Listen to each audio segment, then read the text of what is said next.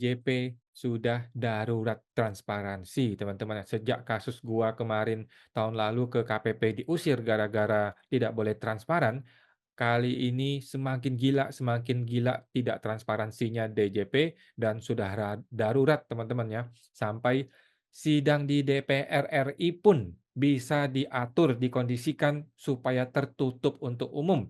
Ini masih kasus mengenai DPR RI Komisi 11 ya, yang kemarin dipimpin oleh seorang mantan, terpidana kalau nggak salah ya, atau tersangka gitu ya. Ternyata diduga bekerja sama dengan oknum Ditjen Pajak, kemudian mengatur supaya sidang atau rapat dengan DPR menjadi tertutup untuk umum, yang kita tidak tahu apa isi dalam pembicaraan tersebut, apa berita acaranya, apakah ada bagi-bagi duit, apakah ada konsesi tertentu, kita tidak tahu teman-teman ya, karena sidang tertutup. Oke, gua kasih berita nih ya. Praktisi hukum pajak menilai rapat tertutup Komisi 11 DPR dengan DJP melawan aturan hukum ya, darurat integritas dan darurat transparansi dipertanyakan. Bapak Erwat, Rabu 12 Februari.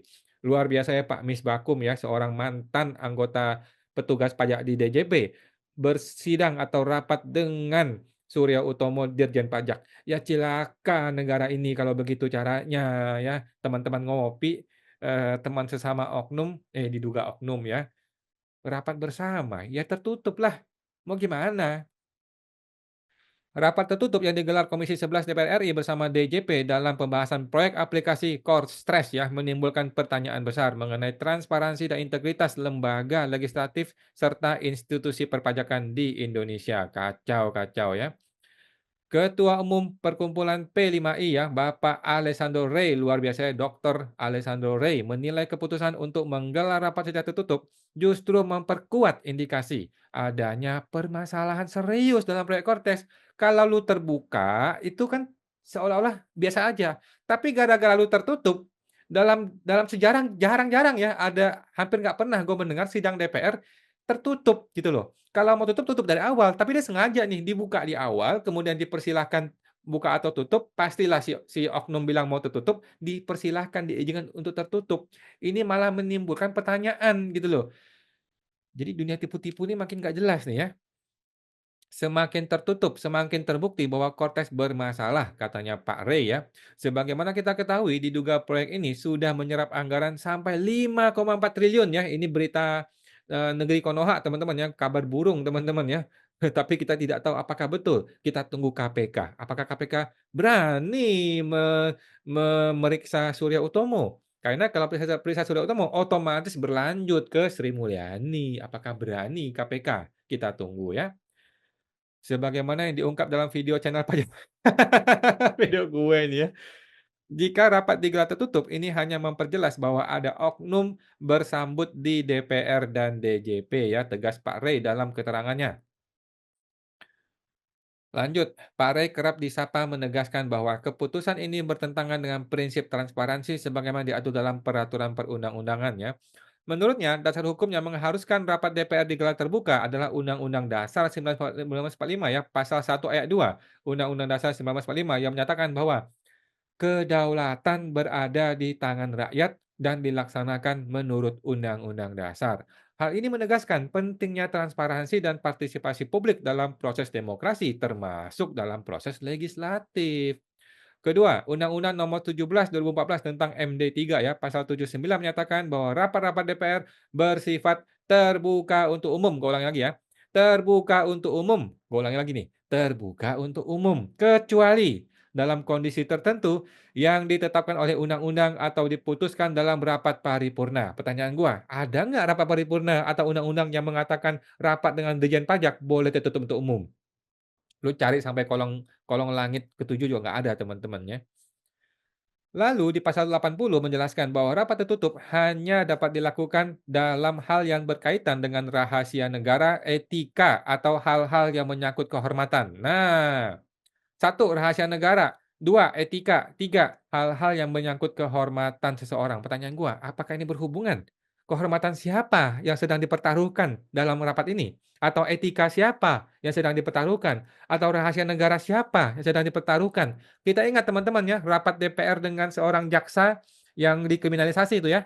di daerah mana gitu ya, dibuka untuk umum kok, dibilang dia main cewek lah, dibilang dia ada percintaan dan sebagainya lah, dibuka untuk umum. Nggak ada tuh urusan etika, kehormatan, nggak ada, diserang diserang aja begitu sama DPR. Sekarang bagaimana ini? Kenapa bisa sidang dengan yang terhormat Direktur Jenderal Pajak, kok tertutup untuk umum? Kehormatan siapa yang mau diserang?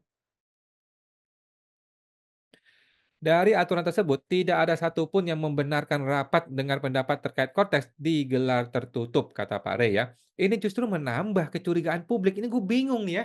Kenapa dibikin seperti itu? Kalau gua jadi ketua Komisi 11, kalau kita sudah kondisikan dari awal mau tertutup, ya udah dari awal tertutup aja, nggak usah dibuka. Ini kan sengaja dibuka, terbuka untuk umum, kemudian dipersilahkan kepada si oknum, "Lu mau tertutup atau terbuka?" Ya pastilah si brengsek bilang mau tertutup gitu kan. Ini orang brengsek di Konoha maksud gua ya. Pasti mau tertutup dong. Ngapain transparan kalau diperbolehkan untuk tertutup? Hanya orang bodoh kalau udah dikasih kesempatan untuk tidak transparan, masih mau transparan tuh orang bodoh. Tapi dia pinter kan, dia pinter. Kalau dipersilakan, "Saya mau tertutup," katanya. Bangke bener-bener ya si oknum ini ya, tapi oknum Konoha maksud gua ya. Dengan berbagai kontroversi yang melingkupi Komisi 11 DPR dan DJP, publik berhak untuk mendapatkan kejelasan dan transparansi dalam pembahasan kebijakan pajak, terutama terkait penggunaan anggaran negara. Keputusan menggelar rapat tertutup justru semakin menambah daftar panjang permasalahan yang mengikis kepercayaan masyarakat terhadap integritas dan akuntabilitas kedua institusi tersebut, katanya ya. Lanjut. Pasalnya, kedua institusi tersebut tengah tersandung kasus yang sedang menjadi sorotan publik ya. Sebut aja nih, saat ini ada kabar burung ya, kalau Komisi 11 sedang dalam pusaran dugaan kasus CSR-nya Bank Indonesia. Nah, ini ngeri-ngeri sedap ya, yang katanya sih semuanya kena ya, Komisi Pemberantasan Korupsi yang sudah mengatakan begitu. Sementara itu, DJP menghadapi laporan dari IWPI ya terkait proyek sistem perpajakan Kortes yang menelan biaya 1,3 T, namun masih sering mengalami kendala teknis sampai hari ini. Ketua Umum IWPI, Rinto Setiawan, mengungkapkan kekecewaannya terhadap agenda rapat tertutup ya antara Komisi 11 dengan DJP. Kita udah semangat nih, gua aja udah semangat ya, gua aja udah semangat. Tiba-tiba si kampret tertutup dong. Anjrit. Ya sudahlah, tapi itu negara Konoha. Kalau Indonesia mah boleh-boleh aja tutup teman ya.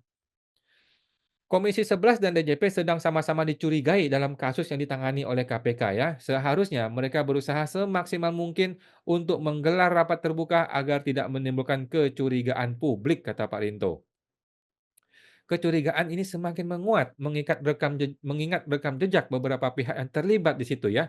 IWPI pun mencoba mengingatkan kembali ke ruang publik untuk melawan lupa dari jejak digital pemberitaan media. Seperti halnya Ketua Komisi 11, Pak Muhammad Misbakum ya, pernah dicurigai oleh Satuan Tugas Pemberantasan Mafia Hukum memiliki keterkaitan dengan mafia pajak. Karena dia ini pernah jadi pegawai DJP Bos ya, pernah ngopi-ngopi bareng dengan oknum-oknum di DJP ya.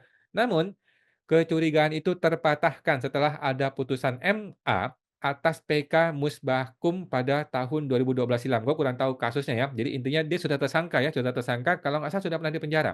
Kemudian dia, ke Mahkamah Agung dan menang kalau nggak salah ya. Kala itu Misbahkum pernah terseret kasus dugaan korupsi dana talangan dalam kasus Letter of Credit Bank Senturi senilai 22 juta US dollar. Gila ya. Oleh PN Jakarta Pusat, dia dinyatakan yang merupakan komisaris PT Selalang Prima Internasional (SPI) divonis 1 tahun penjara. Jadi sudah masuk penjara nih orang ya. Karena dinilai terbukti membuat pemalsuan dokumen pencairan deposito dalam penerbitan LC Bank Senturi. Luar biasa ya. Namun ia kemudian PK ke Mahkamah Agung ya. Oleh Hakim Agung, PK-nya dikabulkan. Amar putusannya diantaranya bahwa perkara pemalsuan LC Bank bukan masuk perkara pidana. Nah, jadi bukan dibilang nggak bersalah ya, bukan ya. Bukan dia dibilang tidak bersalah, tapi dikatakan oleh Mahkamah Agung bahwa kasus ini bukan kasus pidana. Jadi harusnya lu tidak masukin dia ke pidana. Kalau masukin dia, masukin ke perdata ya. Jadi bukan dibilang tidak bersalah, yang dibilang adalah kasus ini bukan masuk ranah pidana, tapi perdata, sehingga legal formalnya diruntuhkan oleh Mahkamah Agung ya. Jadi bukan cuman gua, teman-teman ya, yang mempermasalahkan legal formal di pengadilan. Orang-orang seperti Misbahkum, orang-orang oknum di DJP juga mempermasalahkan legal formal. Dan ketika dia menang legal formal, lupakan material ya, lupakan material karena sudah pasti menang, lepas dia. Misbahkum yang kala itu anggota DPR dari partai PKS dibebaskan dari segala tuntutan pidana. Mahkamah Agung pun mengabulkan semua permohonan PK yang diajukan oleh Misbahkum. Luar biasa ya. Sementara DJP, Dirjen Pajak ya, Surya Utomo tersiar kabar pernah tersandung isu rekening gendut 100 miliar pada 2015 saat Kemenkeu sedang mencari sosok Dirjen Pajak yang baru untuk diajukan ke presiden ya. Di antara para kandidat waktu itu adalah Surya Utomo.